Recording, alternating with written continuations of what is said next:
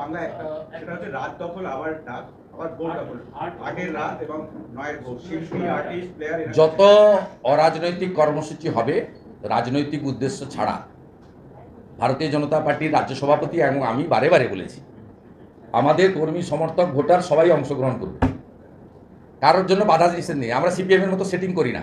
CPM এর লালবাজার অভিযান ছিল 3 তারিখ, পুলিশের সঙ্গে কথা বলে রাজাবাজার থেকে শ্যামবাজার করেছে।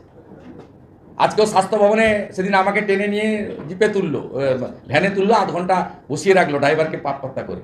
সুকান্ত বাবুদের তাড়া করে নিয়ে গেল অনেক দূর। আমরা 45 জন গ্রেপ্তার হয়েছিলাম। পুলিশের বেড়া ছিল, বাধা ছিল। আজকে সিপিএমকে দেখুন কথা বলে করলো। সিপিএম নবান্ন অভিযানের বিরোধিতা করেছে ছাত্র সমাজের ন্যাশনাল ফ্ল্যাগ নিয়ে। সিপিএম এর পলিসি হচ্ছে মমতা ব্যানার্জিকে ক্ষমতায় রাখা, আমাদের পলিসি হচ্ছে জাস্টিস ফর আরজিকর।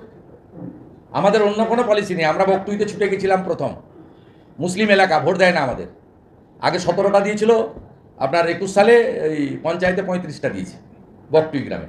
আমাদের কোনো ইন্টারেস্ট নেই, পলিটিক্যাল ইন্টারেস্ট নেই। আমরা গেছি as a no setting opposition, এবং opposition means opposition leader means those who are torture by the state government and state police and state ruling party, তার সবার জন্য আমরা আছি।